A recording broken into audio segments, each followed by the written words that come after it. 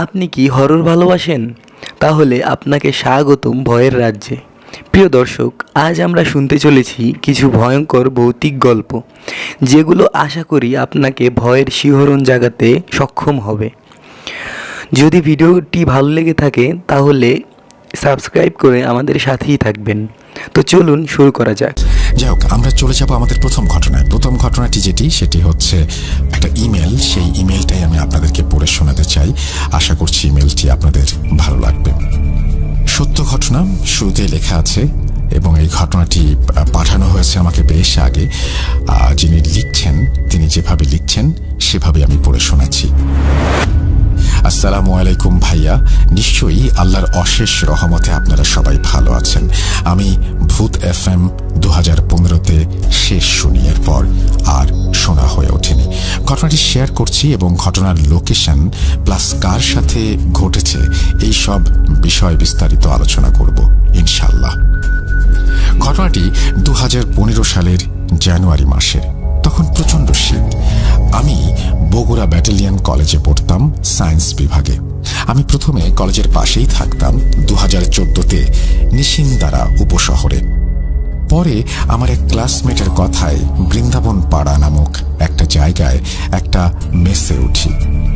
অবশ্য ওঠার আগে ও আমাকে বলেছিল, বন্ধু দেখ, জায়গাটা কিন্তু খুব ভালো না, পাশেই কবরস্থান, রুম প্রতি একজন, তুই থাকতে পারবি?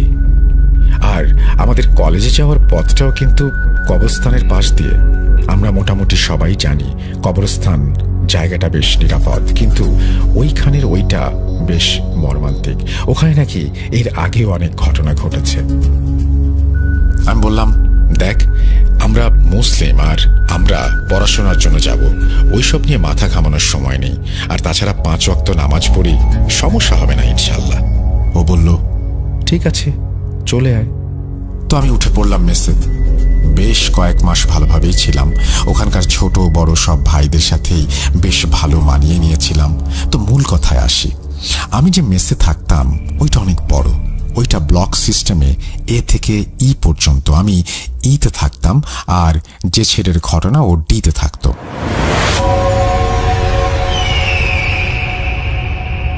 আমরা একসাথে নামাজ পড়ে আমি মেসে প্রবেশ করি। তখন আনুমানিক রাত 8টা থেকে 9টা বাজে। আপনারা বিশ্বাস করবেন না, ওর বিছানা থেকে লাফ দিয়ে ঘরের ওপরের সিলিংয়ের সাথে ধাক্কা খায়, জানালার দরজায় প্রচণ্ডভাবে আঘাত করে। ছেলেটা খুবই রোগাটে ছিল, কিন্তু ওর কার্যকলাপ একেবারে অস্বাভাবিক ছিল। পরে আমরা সিদ্ধান্ত নেই ওর পরিবারকে জানাবো ব্যাপারটা। ওর বড় ভাইয়ের নাম্বার ছিল, তখন ওনাকে ফোন দেয়া হয়। ছেলেটা বাসা বগুড়া থেকে একটু বাইরে, সম্ভবত কালাই নামক একটা জায়গায়। ওনার আসতে একটু দেরি হয়। তখন রাত প্রায় 12টা বাজে। আমরা সেদিন পুরো সব ব্লকের যত মেম্বার ছিলাম কেউই ঘুমাতে পারেনি, সারা রাত জাগা। ছেলেটা ওইসব কার্যকলাপ করতে করতে একসময় হঠাৎ অজ্ঞান হয়ে যায়। তখন আমরা ওকে শুইয়ে রাখি। তারপর ওর ভাই আসে, তখন আনুমানিক রাত 2টা। আমরা সব ঘটনা খুলে বলি। উনি সব শুনে খুবই নিস্তব্ধ হয়ে পড়েন। আমরা ওনাকে বলি, ভাইয়া, ও তো জ্ঞান হারিয়ে ফেলেছে, আর এখন অনেক রাত হয়েছে, যা দেখার কাল দেখা যাবে। আমরা সবাই যে যার ব্লকে গিয়ে শুয়ে পড়ি, কিন্তু ঠিক 4টার দিকে ও আবার চিৎকার চেঁচামেচি শুরু করে। আমরাও ঘাবড়ে যাই, এত রাতে কি করব আমরা? পরে ভাবলাম এইসব ভেবে আর লাভ নেই, ওই হুজুরটা আসলে তখনই ওর একটা ব্যবস্থা করা যাবে। পরের দিন সকালে আমরা ওর রুমে গেলাম। গিয়ে দেখলাম ও মেঝেতে উপুর হয়ে শুয়ে আছে, কিন্তু ওর শরীরে বিন্দুমাত্র শক্তি ছিল না, কারণ সে গতকাল কিছুই খায়নি। ওর হালকা জ্বরও ছিল আর মাথাটা প্রচণ্ড হারে গরম ছিল। আমরা আর দেরি না করে সেই হুজুরের বাড়িতে গেলাম, যিনি গতকাল এসেছিলেন, খোঁজ নেয়ার জন্য যে অন্য যে হুজুরের কথা তিনি বলেছিলেন তার কাছে গিয়েছিলেন কিনা। উনি বললেন তিনি গিয়েছিলেন এবং যাওয়ার পরপরই উনি কিছু বলার আগেই তাকে দেখে বলেন, তুমি চিন্তা করিও না, আমি ব্যাপারটা দেখছি, আর আমি কালকে সন্ধ্যার দিকে ওইখানে যাব, কিন্তু তোমরা ওই ছেলের, রনির, যাকে পজেস্ট করেছে, সামনে আমার বিষয় নিয়ে কোনো কথা বলবে না। আমরা ওখানে আসছি। ও জানতে পারলে ওর পরই আরো বেশি ক্ষতি করবে। তো আমরা কথাটা শুনে চলে আসলাম। তখন সন্ধে প্রায় ঘনিয়ে এসেছে। হুজুর এশার নামাজ পড়ে ওই হুজুরকে সাথে নিয়ে আসলেন। তিনি মেসে ঢোকা মাত্রই রনি চোখ খোলে। ওর চেহারা দেখে আমরা হতবিহ্বল হয়ে পড়ি। পুরো চোখ লাল বর্ণের, আর মুখমণ্ডল নীল, আর ঠোঁট কুচকুচে কালো। ও জায়গা সেটা গোপনীয় থাক। আর ও, আমি আর রনির বড় ভাই ওখানে থাকার কারণে কিছু বলছিল না। তোমরা যাওয়ার পরে আমাকে সবকিছু পরিষ্কারভাবেই বলে। তারপর হুজুর চলে যায়। পরে আমরা সবাই রুমে ঢুকি, দেখি ও বিছানায় জ্বরে কাতরাচ্ছে। আমাদেরকে আর ওর বড় ভাইকে দেখে ও ভীষণ ঘাবড়ে যায়। আপনারা এত মানুষ এখানে, কি হয়েছিল? আমরা আর কিছু না বলে ওকে খাইয়ে দেই। খেয়ে জ্বরের ওষুধ খেয়ে ও ঘুমিয়ে যায়। পরের দিন ও আল্লাহর রহমতে সুস্থ হয়।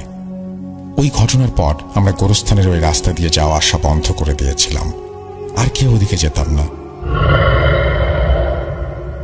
তো ঘটনাটি কেমন ছিল অবশ্যই জানাবেন। আর এটা পুরোপুরি সত্য ঘটনা, যার কারণে হয়তো খুব বেশি টুইস্টও নেই, কিন্তু আশা করি আপনাদের ভালো লাগবে ঘটনাটি। অনেকের ঘটনার সাথে খানিকটা মিলেও যেতে পারে। বগুড়ায় যারা আছেন লিসনার্স, সবাইকে আমার অনেক অনেক ভালোবাসা। আর যারা আছেন দেশের বিভিন্ন প্রান্তে, তাদেরকেও অনেক ভালোবাসা ও শ্রদ্ধা। আমি অনেকে ব্যস্ত থাকি কাজের প্রেসারে, যার কারণে আর শুনতে পারি না ভূত FM। ভালো থাকবেন। আসসালামু আলাইকুম। অনেক অনেক শুভকামনা ভূত.com এর প্রতি। আল্লাহ হাফেজ। এই বলে তিনি তার ঘটনা শেষ করেছেন। থ্যাংক ইউ ভেরি মাচ আপনার স্টোরির জন্য। আমরা অনেক ধন্যবাদ জানাই। আশা করছি এই ঘটনাটি আপনাদেরও ভালো লেগেছে। আমরা চলে যাব আমাদের পরবর্তী ঘটনায়।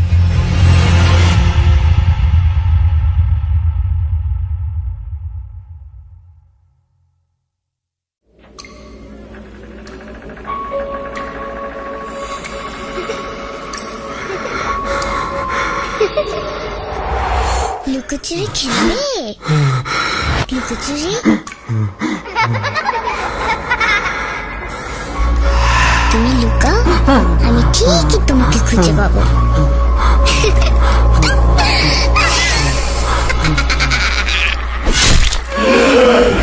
Voot.com with Russell. Welcome back. আপনাদের সবাইকে আরো একবার স্বাগত জানাচ্ছি। আমি রাসেল।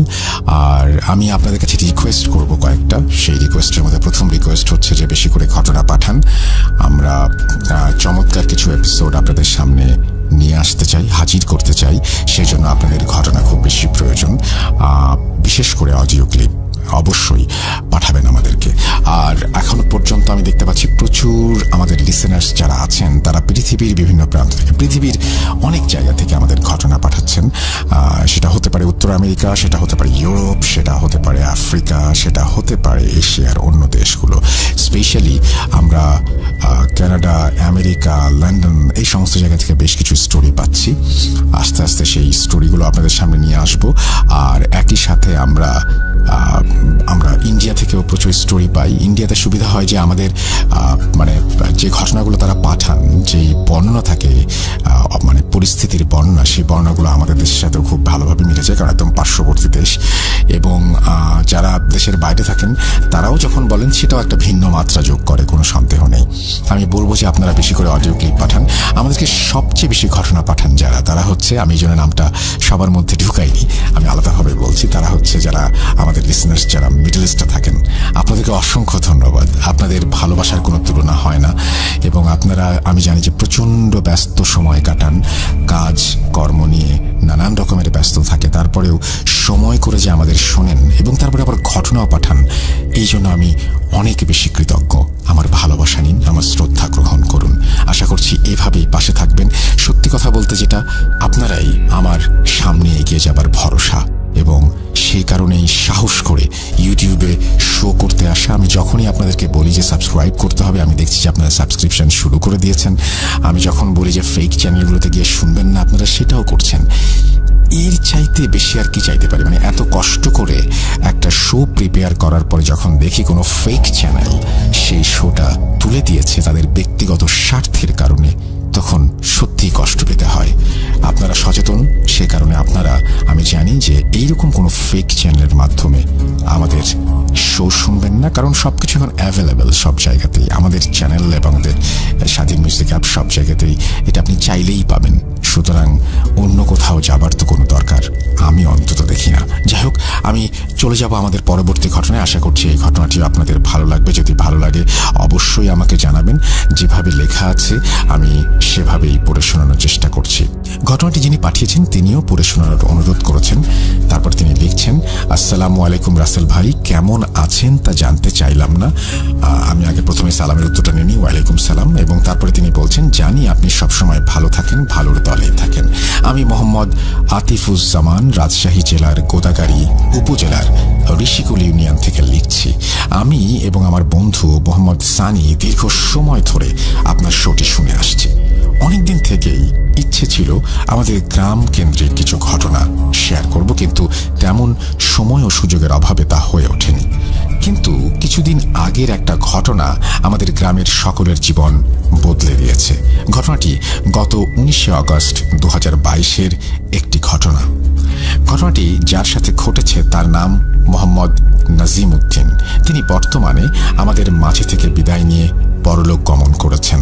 গত 26শে আগস্ট 2022 সকলে তার মাগফিরাতের জন্য দোয়া করবেন। আমি আর কথা না বাড়িয়ে সরাসরি ঘটনায় চলে যাচ্ছি। মোহাম্মদ নাজিম উদ্দিন আমাদের গ্রামের একজন যুবক ছেলে, বয়স 22-23 হবে। পেশায় সে ছিল একজন অটো চালক।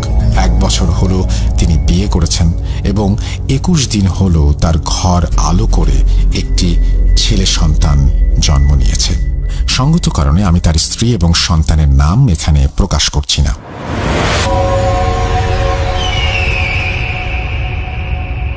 দিনটি ছিল বৃহস্পতিবার।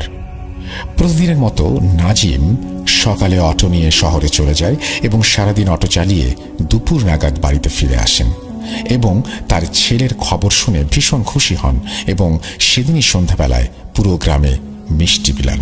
সবকিছু খুব ভালোই চলছিল, কিন্তু কে জানতো আজকে রাতেই তার জীবন পুরোপুরি বদলে যাবে। আল্লাহ যে কার ভাগ্যে কখন কি লিখে রাখে তা তিনিই ভালো জানেন। সেদিন রাতে 11টার দিকে শুরু হয় বিশাল আকারের একটি ঝড়। ঝড়ের দিনে সাধারণত গ্রামের বাজারের দোকানগুলো তাড়াতাড়ি বন্ধ করে দেয়া হয়। সেদিনও ঝড়ের কারণে সকল দোকানদার দোকান বন্ধ করে তাড়াতাড়ি বাড়িতে চলে যান। ওই বাজারে একজন দোকানদারের নাম ছিল ফেলু দোকানদার। তার বাড়ি ছিল আমাদের গ্রাম থেকে প্রায় 10 কিলোমিটার দূরে কাঁকনহাট নামের একটা স্থানে। তিনি ঝড়ের সময় বাড়িতে যেতে না পারায় ভেতরে বন্ধ করে থেকে যান, কিন্তু ঝড় 12টা নাগাদ শেষ হয়ে গেলেও তিনি আর বাড়িতে ফেরেন না এবং অনবরত ফোন করা হলেও রিসিভ করেন না। এক পর্যায়ে তার পরিবারের লোকজন চিন্তিত হয়ে রাতে দোকানদারের পাশের দোকানদারকে ফোন দেয়, যার বাড়ি দোকানের পাশেই ছিল। পরে সেই দোকানদার এবং গ্রামের কিছু লোক ওই দোকানে এসে ডাকাডাকি করে, কিন্তু অনেক ডাকার পর যখন দোকানের ভেতর থেকে কোনো জবাব আসে না, তখন তারা দোকান খুলে দেখে সে মেঝেতে পড়ে আছে। পরে কাছে গিয়ে ডাকলে তারা দেখে তিনি মৃত। পরে গ্রামের লোকজন তার পরিবারকে খবরটি জানান। এই খবর শুনে তার পরিবার থেকে কিছু লোক রাতে এসে উপস্থিত হন এবং রাতের বেলায় সেই লাশটি নিয়ে যাওয়ার সিদ্ধান্ত নেন। যেহেতু সেই দোকানদারটির বাড়ি বেশ খানিকটা দূরে ছিল, তাই তারা রাতে নাজিমকে ফোন করে তার অটোটি নিয়ে যেতে বলে এবং নাজিমও তাতে রাজি হয়ে যায় এবং সেই রাতে অটো নিয়ে রওনা হয়। তারপর বাজারে গিয়ে লাশটি অটোতে তুলে তার বাড়িতে যেতে শুরু করে। কিন্তু সেই রাতে ঝড়ের কারণে অনেক গাছপালা ভেঙে পড়েছিল, যার কারণে নাজিমকে রাস্তায় যেতে বেশ বেগ পেতে হয়। অনেক জায়গায় অটো থামিয়ে গাছ ডাল সরিয়ে খুব কষ্টে তাকে যেতে হয়। অবশেষে তারা সেই ফেলু দোকানদারের বাড়িতে পৌঁছায়। কোনো প্রকার সমস্যা হয় না, কিন্তু নাজিম ভাই একা ওই দীর্ঘ ফাঁকা রাস্তা দিয়ে বাড়ি ফেরার সময় বেশ ভয় পান। পুরো রাস্তা জুড়েই তার মনে একটা অন্যরকমের ভয় কাজ করে, কিন্তু রাস্তার পাশে অনেক গাছ ভেঙে পড়ে থাকতে দেখে তিনি ভাবতে থাকেন তার বাড়ির পাশে রাস্তার ধারে কোনো গাছ বা ডাল ভেঙে পড়ে থাকলে তিনি জ্বালানি হিসেবে ব্যবহারের জন্য সেটা সংগ্রহ করবেন। যেই ভাবা সেই কাজ। তিনি বাড়িতে ফিরে অটোটি রাস্তায় রেখে বাড়ি থেকে সামান্য দূরে অবস্থিত একটি ব্রিজের অন্য পাশে গিয়ে দেখেন সেখানে বেশ কিছু ছোট বড় ডাল ভেঙে পড়ে আছে। তখন রাত 2:30 হবে। এত রাতে তিনি একা ওই শুনশান জায়গায় যেন অদৃশ্য শক্তি তাকে টানছে।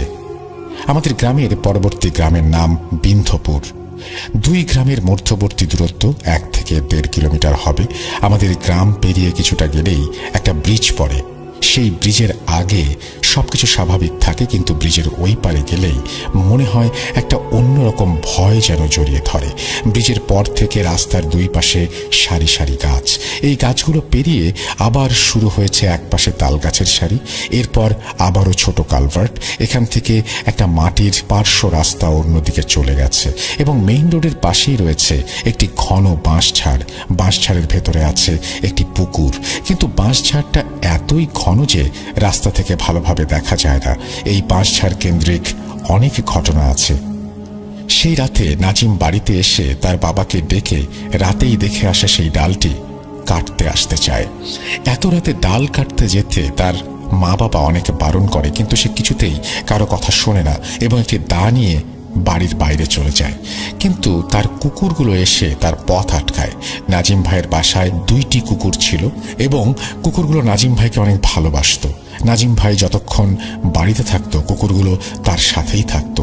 তো যখন নাজিম ভাই বাড়ি থেকে বের হয় তখন নাজিম ভাইয়ের সেই কুকুর 2টি এবং তার সাথে আরেকটি অপরিচিত কুকুর, মোট 3টি কুকুর তার পথ আটকায়।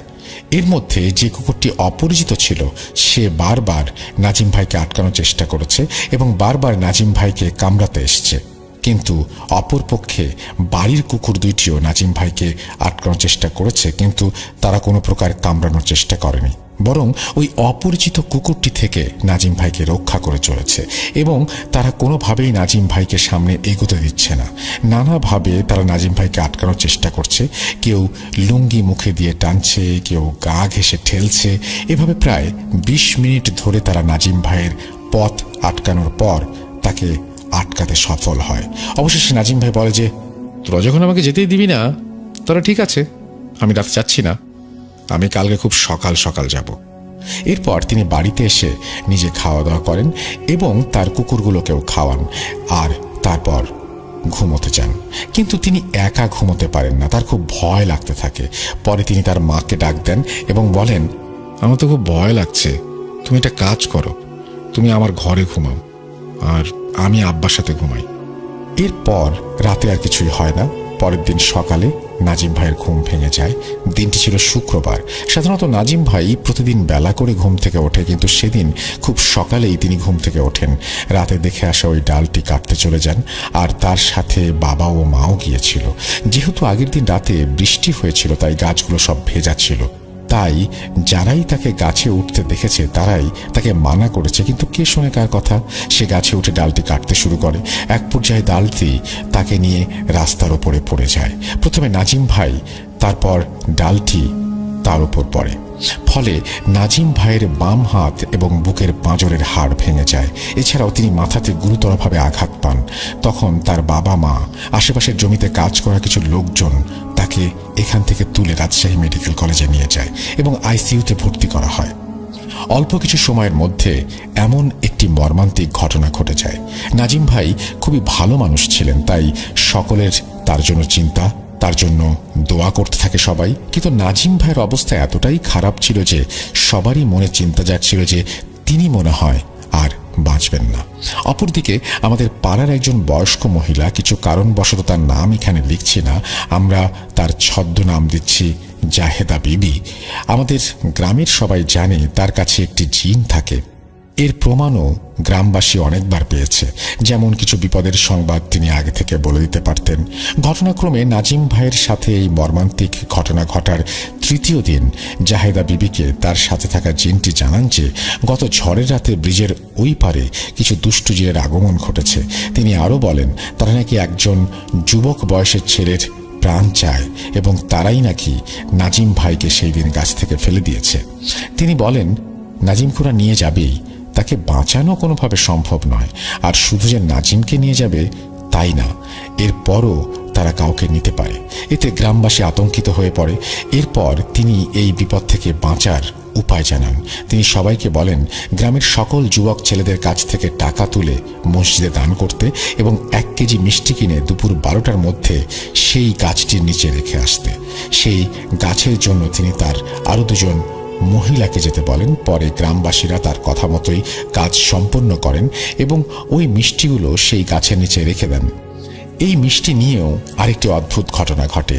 গ্রামে চলমান এই অতি প্রাকৃতিক ঘটনা নিয়ে সকলেই আতঙ্কিত হয়ে থাকলেও গুটি কয়েক লোকজন এই বিষয়গুলো তেমন বিশ্বাস করত না। তাই সেই দিন মিষ্টি রেখে আসার পর গ্রামের 2 জন লোক সেই গাছের নিচে যায় মিষ্টিগুলো কি অবস্থায় আছে দেখার জন্য। কিন্তু অবাক করা কাণ্ড, যখন তারা দেখেন যে সেখানে মিষ্টি নেই এবং মিষ্টিগুলো যেই পাত্রে রেখে আসা হয়েছিল সেই পাত্রটি পর্যন্ত সেখানে ছিল না। তারা দুজনেই বেশ অবাক হন, কিন্তু পরক্ষণেই আবার ভাবেন হয়তো রাস্তার ধারে মিষ্টি পড়ে থাকতে দেখে কেউ খেয়ে নিয়েছে।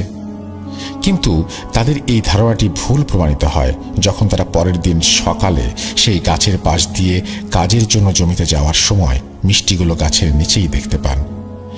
গ্রামে এই ঘটনাটি সবার মধ্যে জানাজানি হয়ে যায়। সেই দিন সন্ধ্যায় গ্রামের আরও কিছু লোক ভয়ঙ্কর একটা অভিজ্ঞতার সম্মুখীন হয়। লোকটির নাম ছিল সাহেব আলী। সাহেব আলী ওই দিন সন্ধ্যাবেলায় কোনো কারণ ছাড়াই হাঁটতে হাঁটতে সেই ব্রিজের কাছে যান এবং ব্রিজের ওপর বসে থাকতে হঠাৎ খেয়াল করেন যে 7 বছর বয়সী নাতি ব্রিজের ওই পারে একা খেলা করছে। প্রথমে খানিকটা অবাক হলেও পরক্ষণে ভাবলেন খেলতে খেলতে মনে হয় চলে এসেছে, তাই কোনো রকম ধমক না দিয়ে বলেন, ওই তুই এখানে এই সন্ধ্যায় কার সাথে আসলি, আর তোর কানে আজান যায়নি? কিন্তু তার নাতি তার কোনো কথারই উত্তর দেয় না। এক পর্যায়ে তিনি তার নাতির ওপর ক্ষিপ্ত হয়ে তার নাতির কাছে গিয়ে হাত ধরে টানতে টানতে বাড়িতে আনতে শুরু করেন। এভাবে যেতে যেতে যখন তিনি ব্রিজটি পার হন তখন তিনি হঠাৎ থমকে দাঁড়ান। কোথায় তার নাতি? তিনি তো একা, দূর দূরান্তে কেউ নেই, কাউকে দেখা যাচ্ছে না। অথচ তার ঠিক মনে আছে ব্রিজে ওঠার সময় তিনি তার নাতির হাত ধরেছিলেন। তিনি ওই মুহূর্তে প্রচণ্ড ভয় পেয়ে যান এবং আল্লাহর নাম নিয়ে জোরে এক দৌড়ে বাড়িতে পালিয়ে যান এবং বাড়িতে গিয়েই জ্ঞান হারান। পরে এই বিষয়টি জানাজানি হলে গ্রামের লোকজন আরও আতঙ্কিত হয়ে পড়ে। এই সময় জাহেদা বিবি সবাইকে বলেন যে আমাদের পাড়ার কোনো ছেলে যেন সন্ধ্যার পর ওই ব্রিজের ওই পারে বা ব্রিজে না বসে। যদি কেউ ওই ব্রিজের ওপরে বসে তাহলে ওই জিনগুলো তাদেরকে নিচে পানিতে ফেলে দেবে, আর সেখানে একবার পড়লে সেখান থেকে আর ফিরে আসার কোনো সুযোগ থাকবে না। এখানে বলে রাখি, ওই ব্রিজটির নিচে একটি বড় জলাশয় রয়েছে। পুরো বছরই প্রায় ভরা পানি থাকে। এরপর থেকে সন্ধ্যার পর আর কেউ ব্রিজে যেত না। এরপর থেকে আর তেমন কোনো সমস্যা হয়নি। এভাবে দেখতে দেখতে পুরো 8টি দিন চলে যায়। দিনটি ছিল 26 আগস্ট 2022। সেই দিন বিকেলে আমাদের ঋষিকুল মাঠে গার্লস স্কুলে নতুন ভবন উদ্বোধন উপলক্ষে একটি প্রোগ্রাম হচ্ছিল। আমরা সকলেই সেখানে উপস্থিত ছিলাম। এমন সময় নাজিম ভাইয়ের মৃত্যুর সংবাদ আসে। এই কথা শোনার পর আমাদের পায়ের নিচ থেকে মাটি সরে যায়। পুরো গ্রামে যেন একটা শোকের ছায়া নেমে আসে। গ্রামে অনেক লোক মারা গিয়েছে, কিন্তু গ্রামের লোকজন কখনো এতটা ভেঙে পড়েনি। রাত 10টার দিকে নাজিম ভাইয়ের লাশটি বাড়িতে আসে এবং রাত 11টায় তার জানাজা অনুষ্ঠিত হয়। তারপর 11:30-এ তার মাটি হয়। এইটাই ছিল ঘটনা। আমার সব কাজ শেষ করে আমরা 12:30টার দিকে বাড়িতে ফিরি, কিন্তু চোখে কেন যেন ঘুম আসছিল না। তাই ভাবলাম পুরো ঘটনাটা আপনার কাছে শেয়ার করি। তাই ঘটনাটি লিখে ফেললাম। লেখার মাঝে অনিচ্ছাকৃত ভুল হলে ক্ষমা করবেন। ঘটনাটি পছন্দ হলে লিসেনারদের কাছে শেয়ার করবেন প্লিজ। আমি আশা করি ঘটনাটি আপনার এবং লিসেনারদের ভালো লাগবে। অবশেষে আমি আতিফুজ্জামান ঘটনার স্থানগুলো, ছবি এবং মোবাইল নাম্বার শেয়ার করছি। তারপরে তিনি শেয়ারও করেছেন। আমার কাছে একটাই প্রশ্ন, যে এই যে ঘটনাটি আমরা শুনলাম, এই ঘটনাটি আপনাদের কাছে কতটুকু মনে হয় যে এটা কত % প্যারানর্মাল বা কত % একটা জাস্ট একটা অ্যাক্সিডেন্ট হওয়ার সম্ভাবনা রয়েছে? এই প্রশ্নটা আমি আপনাদের কাছেই রাখলাম এবং এই প্রশ্নটা রেখেই আমি চলে যেতে চাই আমাদের পরবর্তী ঘটনায়। আশা করছি পুরোটা সময় আমাদের সঙ্গে থাকবেন। চলুন পরের ঘটনায় যাওয়া যাক। আজকে শুধু একটি ঘটনা নয়, বেশ কয়েকদিনের ঘটনা একসাথে করে লিখছি। লেখায় কোনো ভুল ত্রুটি থাকতে পারে, একটু পড়ে শোনালে খুশি হব, কেননা রাসেল ভাইয়ের মুখ থেকে ঘটনা বরাবরই অসাধারণ লাগে শুনতে। উল্লেখ্য, আজকে যে ঘটনাটি পাঠাবো, এই ঘটনাটি আগেও একবার পাঠিয়েছিলাম, কিন্তু কোনো কারণে হয়তো ঘটনাটি সবার অগোচরেই থেকে গেছে। তাই আজকে নতুন করে বানান ও যত সম্ভব ভুল ঠিক করে লেখার চেষ্টা করছি। আমি আর বেশি কথা না বলে সরাসরি ঘটনায় চলে যাচ্ছি। ঘটনাটি আমার নানার সাথে ঘটা, আমাদের গ্রামের বাড়িতে। বলা বাহুল্য, আমাদের গ্রামের বাড়ি ও আমার নানার বাড়ি একই জায়গায়। আজ থেকে প্রায় 40 থেকে 41 বছর আগে, 1980-81 সালের দিকের কথা। তখনকার সময়টা এখনকার তুলনায় প্রচুর মাছ আমাদের নদীনালা খাল বিলগুলোতে পাওয়া যেত। মানুষ ছিল কম, মাছ ছিল বেশি। মাছ খেকোড়াও সমান তালে নদীনালায় ঘুরে বেড়াতো। আমার নানার নাম হাসমত আলী। গ্রামের সবাই শর্টকাটে হাসু নামেই চেনে।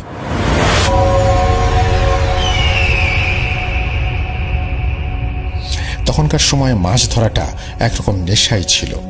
গ্রামের সবাই ওনাকে সেরা মাছ শিকারী বলেই জানত। মাছ বিক্রি করতেন না, নিতান্তই শখের বশে মাঝে মধ্যে মাছ ধরতেন এবং সারা রাত কাটিয়ে দিতেন। রাতের বেলা বিলে বা নদীতে একাই আশেপাশের গ্রামে বোয়াল মাছ ধরতে বড়শি নিয়ে চলে যেতেন। মাঝে মাঝেই ওনার সাথে ছোটখাটো ঘটনা ঘটত, কিন্তু সেগুলোকে তিনি খুব একটা পাত্তা দিতেন না। এমনই এক রাতে তিনি মাছ ধরতে গিয়েছিলেন আমাদের গ্রামের চিলাবিল নামক একটি বিলে, যে বিলের কথা আগের বার আমি আমার ঘটনায় উল্লেখ করেছি। যারা গ্রামে থাকেন বা থেকেছেন তারা হয়তো জানেন, বৃষ্টি হলে প্রচুর মাছ বিল থেকে বিলের লাগোয়া ক্ষেতগুলোতে উঠে আসে। সেরাতেও প্রচুর বৃষ্টি হওয়ায় প্রচুর মাছ বিলের লাগোয়া ক্ষেতগুলোতে উঠে এসেছিল। বৃষ্টির পর আকাশ পরিষ্কার হয় এবং চাঁদ দেখা যায়। মাঝরাতের দিকে তিনি কেরোসিনের এক প্রকার বড় বাতি, যেগুলো দেখতে অনেকটা বদনার মতো, এমন একটি বাতি নিয়ে মাঝরাতে বিলের দিকে যান। বাঁশের তৈরি এক ধরনের চাটাই আছে, যেগুলোতে পানি বের হতে পারে কিন্তু মাছ বের হতে পারে না। সেগুলো দিয়ে বেশ কয়েকটি ক্ষেত আটকে ছিলেন। শেষে পলো ও টোটার সাহায্যে শোল, মাগুর, গজার, বাইম ইত্যাদি মাছ ধরে ধরে ওনার পাত্রে রাখছিলেন। খুব মনোযোগ সহকারে মাছ ধরছিলেন বলে চারিদিকের পরিবেশ কেমন সেটা তিনি আর খেয়াল করেননি। কিন্তু হঠাৎ খেয়াল করলেন, এত মাছ ধরা পড়ার পরেও ওনার পাত্রে মাছ নেই। এত মাছ ধরছেন কিন্তু ওনার পাত্র খালি। তিনি তৎক্ষণাৎ কিছুটা বুঝতে পেরেছিলেন কিছু একটা আছে আশেপাশে, যেহেতু এসব বিষয় আগে থেকেই তার জানা ছিল। নানা আর দেরি না করে সোজা বাড়ির পথে হাঁটা ধরলেন। তখন মাঝরাত, যেহেতু জ্যোৎস্না আছে তাই তিনি মাছ ধরার কেরোসিন বাতিটা নিভিয়েই হাঁটছিলেন। যখন বাড়ির কাছাকাছি চলে এলেন, ঠিক এই সময় ওনার সামনে একটা ছায়ামূর্তি এসে দাঁড়ালো এবং তিনি স্পষ্ট দেখতে পেলেন বিশালাকার কেউ একজন ওনার সামনে দাঁড়িয়ে ওনার দিকেই তাকিয়ে রয়েছে। নানা বাস্তবিকভাবে অনেক সাহসী ছিলেন এবং ছায়ামূর্তির মুখের দিকে তাকানোরও চেষ্টা করেছিলেন, কিন্তু তার মুখমণ্ডলটা এতটাই ওপরে ছিল যে এবং এতটাই জলজল করছিল যে চোখ ছাড়া আর কিছুই বোঝা যায়নি। তিনি এতে না ঘাবড়ে গিয়ে এক দৃষ্টিতে কিছুক্ষণ তাকিয়ে রইলেন ঝুলন্ত ছায়ামূর্তিটার দিকে। হঠাৎ চোখের পলক পড়তেই সামনে থেকে ছায়ামূর্তিটা উধাও হয়ে কোথায় যেন চলে যায়। নানা প্রচণ্ড রকমের ঘাবড়ে যান এবং দেরি না করে ঝটপট দোয়া পড়তে পড়তে বাড়ি চলে আসেন। পরের দিন মাছ ধরতে তার সাথে নিয়ে গেলেন ওনার চাচাতো ভাই হাবিব নামের একজনকে, যাকে সবাই হাবি নামে চেনে। সেদিন ওই দুজনের সাথে একই ঘটনা ঘটে। মাছ ধরে পাত্রে রাখছেন কিন্তু পাত্রে কোনো মাছ থাকছে না। ঠিক ওই মুহূর্তে হাবি নানা যা দেখলেন, নানার মাছের পাত্র থেকে সাদা চাদর মুড়োনো কিছু একটা যেন একটা মাছ নিয়ে পাশের ক্ষেতের আইলে বসে চপচপ করে খাচ্ছে। স্বাভাবিকভাবে হাবি এই দৃশ্য দেখা মাত্রই ভয় পেয়ে যান। নানাকে জানালেও নানাও সেদিকে তাকান এবং আগের রাতের কথা তার মনে পড়ে যায়। হাবি নানা যেহেতু নানার চেয়ে অনেক বয়সে ছোট ছিল, তাই উনি যেন ভয় না পায়, এজন্য নানা নিজের মনে সাহস এনে হাবি নানাকে বলল, এইসব কিছু না, ওদ ওদ ওদ হচ্ছে ভোদর জাতীয় মাছ খেকো প্রাণী। ওকে ওর মতো করে খেতে দে আর চল বাড়ি ফিরে যাই। এই বলে নানা হাবি নানাকে নিয়ে ক্ষেত থেকে ডাঙায় উঠে যান। যখনই তারা পানি থেকে ওপরে উঠলেন, মনে হচ্ছে যেন বিলের ওপর দিয়ে জলোচ্ছ্বাস বয়ে যাচ্ছে আর কি যেন বলছে, আজকেও মাছ দিলি না, আজকেও না, আজকেও না। সাগরের ঢেউ এত গর্জন করে না যত গর্জন বিলের পানিতে হচ্ছিল ওই সময়। এরপর কাল বিলম্ব না করে নানা হাবি নানাকে নিয়ে প্রায় দৌড়ে চলে আসেন বাড়ির দিকে। মনে হচ্ছিল কেউ যেন তাদের পিছু নিয়েছে। বাড়ির ঠিক কাছাকাছি এসে হাবি নানা পেছন দিকে তাকিয়ে যা দেখেন তা তিনি জীবনেও ভুলতে পারবেন না। তিনি পিছন তাকিয়ে দেখেন ছুটে আসছে চাঁদের আলোতে স্পষ্টভাবে তার চেহারা দেখা যাচ্ছে। সে ছিল অনেক লম্বা আর কপালে একটা চোখ ছিল, চোখ দুটো ছিল বুকের মধ্যে। এই দৃশ্য দেখার পরে তিনি আর নিজেকে সামলাতে। প্রিয় দর্শক, আজ এই পর্যন্তই। ঘটনাগুলো আপনাদের কাছে কেমন লাগলো তা কমেন্ট করে জানাতে পারেন। আর আপনারা যদি চান এরকমই ভয়ের ঘটনাগুলো শুনতে, তাহলে আমাদের এই চ্যানেলটি সাবস্ক্রাইব করে রাখতে পারেন। আমরা চেষ্টা করি দৈনন্দিন নতুন নতুন ভয়ের গল্প আপনাদের সাথে নিয়ে আসতে। তো ভালো থাকবেন সবাই, সুস্থ থাকবেন। আল্লাহ হাফেজ।